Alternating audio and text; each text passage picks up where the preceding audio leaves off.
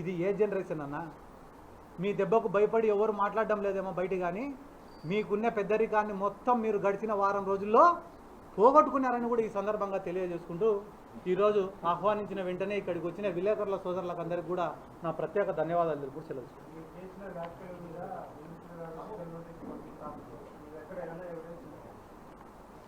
నేను మీకు ఒక మాట చెప్పిన, ఎవిడెన్స్లు అన్నీ కూడా నేను ప్రొడ్యూస్ చేస్తా. ఆ ఎవిడెన్స్లు అన్నీ గ్యాదర్ చేయాలంటే మాకు కూడా అధికారం రావాలా. మా దగ్గర ఉండే కొన్ని ఎవిడెన్స్లు అన్నీ కూడా సరిపోవు. కొంత కోర్టులో ప్రొడ్యూస్ చేయొచ్చు, కానీ పూర్తిగా నిరూపణ కావాలంటే కానీ ప్రజెంట్ భయపడతారు కదా వాళ్ళు కూడా. ఆ ధైర్యం మేము వాళ్ళకి కల్పించాలంటే మా గవర్నమెంట్ కూడా అధికారంలోకి రావాలి. ఏం లీగల్ నోటీస్ పంపించాడు? హఫీజ్ ఖాన్ పైన 600 కోట్ల అవినీతి చేసినది మీరు చూడలే విలేకరులుగా? ఆ రోజు ఏనా నాయరెడ్డి అన్న చూసారు లేదా మీరు? 600 కోట్ల హఫీజ్ ఖాన్ ఎత్తినాడు అనే మాట మీరు విన్నారా లేదా? నారా లోకేష్ తోటి నుంచి ఎన్ని కోట్లు రికవరీ చేసినారు? లీగల్ నోటీసు పోయి వాళ్ళ ముఖాలకు అంటించి రావాలి మేము. పోస్టులో కూడా కాదు, అన్ని ఆరోపణలు అన్ని ఫేక్ అలిగేషన్ చేశారు మా పైన.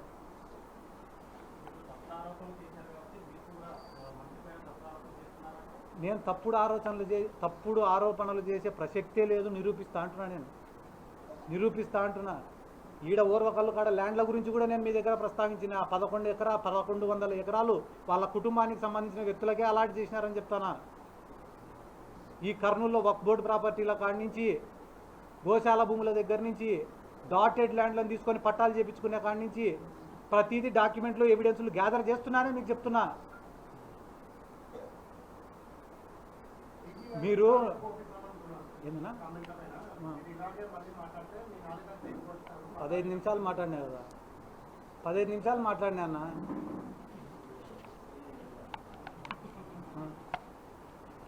ఇప్పుడు వాళ్ళపైన పోరాటం సిద్ధార్థ రెడ్డి ఇంకొకరు మాట్లాడుతుండేదో కాదు. నేను ఈరోజు మాట్లాడుతుండేది చిన్న పిల్లోని. నేను వాళ్ళ దృష్టిలో కమ్యూనిస్టులు, ఈ కర్నూలు టౌన్లో ఉండే కమ్యూనిస్టులు వాళ్ళపైన 20 ఏళ్ళ పోరాటం చేసినారు. లాఠీ దెబ్బలు తిన్నారు, జైలు జీవితాలు అనుభవించినారు. పాపం దాంట్లో కొంతమంది పూర్తిగా నష్టపోయి ఇళ్లకు పరిమితమైనారు, కొంతమంది అమ్ముడిపోయినారు.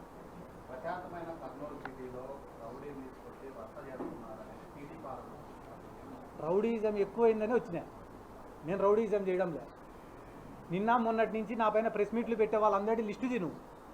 దాంట్లో ఒకటిపైన, ఇద్దరిపైన, ముగ్గురిపైన మర్డర్ కేసులు లేవంటే నువ్వేం చెప్తే అది చేస్తాను. ఆ మర్డర్ కేసుల కోసం ఎవడెవడు కాళ్ళు పట్టుకున్నాడో నేను నిరూపిస్తా. సిద్ధార్థ రెడ్డితో ఒక ఫోటో దిగిపోతే చాలనుకునేటోళ్ళు నా గురించి మాట్లాడేది చూస్తాను. ఈరోజు సిద్ధార్థ రెడ్డి ఇంటి బయట కూర్చొని గంటలు ఎప్పుడు బయటకు వస్తాడో ఒక ఫోటో దిగిపోదామా చాలనుకునేటోళ్ళు నా గురించి మాట్లాడుతున్నారు. ఎందుకు? ఆడ డబ్బులు వచ్చాయనో, రాత్రికి చిల్లర పడుతుందనో. రౌడీజం కథ నాకేం చెప్తారన్న? ఎంతమంది రౌడీలకు డబ్బులు ఇచ్చి మేపుతున్నారో మీకు తెలీదా అన్న? మీకు తెలియకుంటే నన్ను అడగండి, చెప్తా.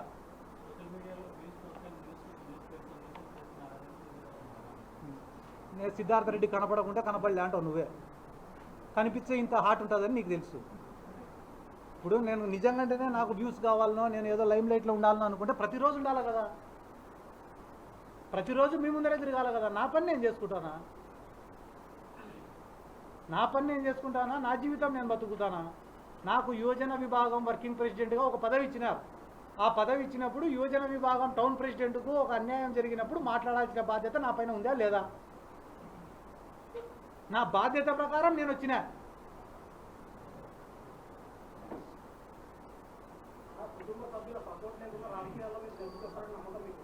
ఇప్పటివరకైతే వచ్చినా కదా, వీడి వరకైతే వచ్చినా కదా. నేను నమ్మినేది ఒకటే, నాకెవరు వాళ్ళు చెప్పినట్టు కుటుంబ సభ్యులు డబ్బులో లేకపోవచ్చు. నేను నమ్మినేది 2.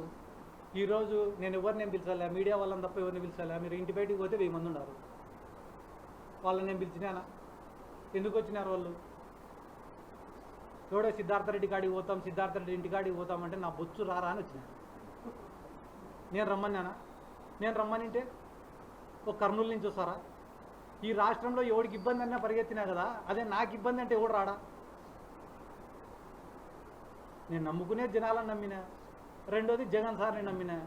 అదే జగన్ సార్ని అడుగుతా, సార్ మన పార్టీ దగ్గర నుంచి వాళ్ళ పార్టీ వరకు అందరు కూడా ఆయనకు అమ్ముడుపోతారట సార్, ఆయన ఎవరినైనా కొనేస్తాడంట సార్, మళ్ళీ మిమ్మల్ని కూడా ఏమన్నా కొంటాడేమో నాకు తెలియదు సార్. నాకు తెలిసి నా నమ్మకం అంతా మీ పైనే. మీరు ఏమన్నా వీళ్ళపైన చర్యలు తీసుకుంటారా లేదా అని సార్ని అడుగుతాను నేను.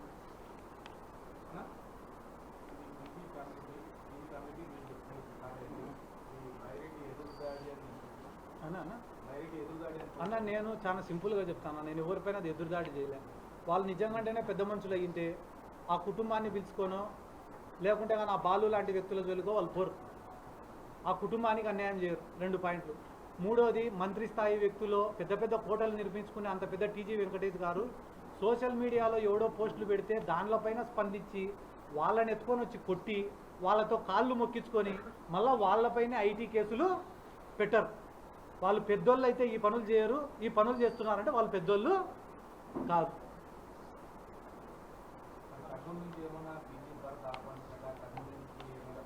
అన్న ఒక ఇష్యూని పట్టుకొని రాజకీయంగా వాడుకునేంత పనికిమాల నుండి నేను కాదు. కర్నూలులో వచ్చి నేను నిలబడాలంటే కర్నూలులో ప్రతి వార్డు తిరగాల, ప్రతి వార్డులో వర్గాన్ని తయారు చేసుకోవాలా, పార్టీ కోసం కష్టపడాలా, ప్రజల సమస్యలు తెలుసుకోవాలా, వాటిపైన గలమెత్తాలా, ప్రజల నమ్మకాన్ని సంపాదించాలా. ఇవన్నీ అయిపోయిన తర్వాత కర్నూలు నుండి పోటీ చేశాను అని చెప్పి నేను చెప్పాలి.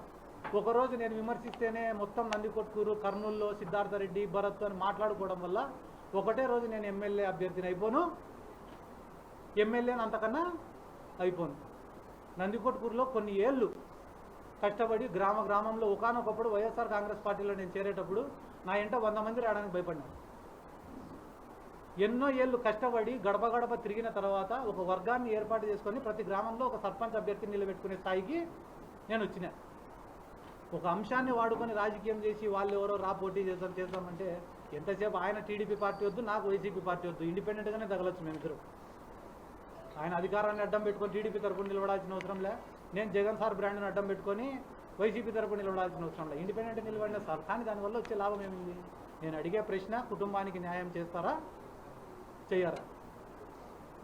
దాన్ని తప్పుదారి పట్టించే విధంగా సిద్ధార్థరెడ్డి రౌడీ, క్రిమినల్, గుండా వాళ్ళు నన్ను తిట్టిస్తున్నారు కదా.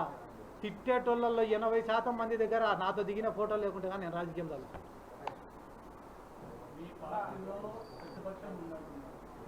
కొంతమంది లీడర్లు వాళ్ళకు అందపోయినారు. ఈ కుటుంబంలో ప్రతిపక్షం ఉంది. ఇంత ప్రతిపక్షం ఉన్నా మీరు ధైర్యంగా పోరాడుతున్నారు. ఇప్పుడు నేను కూడా ఎన్నో రోజులు బాధపడుతుంటా రాజకీయంగా. ఎందుకురా ఈ మాటలు ఎందుకు పడాలా, ఈ అవమానాలు ఎందుకు పడాలా అని అనుకుంటారు. అనుకున్న ప్రతిసారి ఇక్కడ ఉన్న 100 మందో 200 మందో వస్తారు, నాకు ధైర్యం చెప్తారు, సర్ది చెప్తారు, మేము నీకు సపోర్ట్గా ఉన్నామంటారు. మళ్ళీ ఇంతమంది ధైర్యం ఏం లేనప్పుడే రాజకీయాల్లోకి వచ్చినాం కదా. ఇంతమంది ధైర్యం ఉన్నప్పుడు ఇంకంతకన్నా ఏం కావాలన్నా? ఇప్పుడు ఆయన అన్నారు, పెద్ద ఆయన టీజీ వెంకటేష్ గారు కూడా ఏముంది, నువ్వు 10 మందిని పిలుచుకొస్తే నేను 100 మందిని పిలుచుకొస్తాను. మీరు 100 మందిని పిలుచుకొని రావాలని ఒక్కొక్కరికి 10,000 ఇవ్వాలా, ప్యాకెట్లు ఇవ్వాలా? సిద్ధార్థరెడ్డి గారు చక్కగా వచ్చి రోడ్డు మీద దిగిన 50 మంది 100 మంది వచ్చారు రారు చూద్దాం. ఆయన స్థాయి వ్యక్తి మాట్లాడాల్సిన మాటలు కాదు. ఒకవేళ జగన్మోహన్ రెడ్డి మీరు అడిగిన డిమాండ్ నెరవేర్చిన పక్షంలో మీరు అడిగారు కదా, జగన్ సార్ దగ్గర నెరవేరకపోవడం అంటూ ఏముండదన్నా. ఆయన దృష్టికి పోవాలి. ఇక్కడ జరుగుతున్నటువంటి అరాచకాలు కానీ, వైసీపీ కేడర్ పడుతున్న ఇబ్బందులు కానీ అన్నీ జగన్మోహన్ రెడ్డి గారికి తెలియాలి. నిన్న మొన్న ఎవరో మా పైన కామెంట్స్ చేసినారు. వాళ్ళు కానీ వైఎస్ఆర్ కాంగ్రెస్ పార్టీ గవర్నమెంట్లో మేమే వాళ్ళకు తగిన రీతిలో బుద్ధి చెప్పినంటే వాళ్ళు ఈ మాటలు మాట్లాడే వాళ్ళు కాదు. మళ్ళా నెక్స్ట్ గవర్నమెంట్ వచ్చినప్పుడన్నా కూడా ఈ కర్నూలులో గ్రూప్ రాజకీయాలు లేకుండా ఒక బలమైన నాయకుడిని పెట్టుకొని క్యాడర్కి ధైర్యం ఇచ్చి క్యాడర్ని బలవంతుల్ని చేస్తే ఇటువంటి ఇబ్బందులు రావు.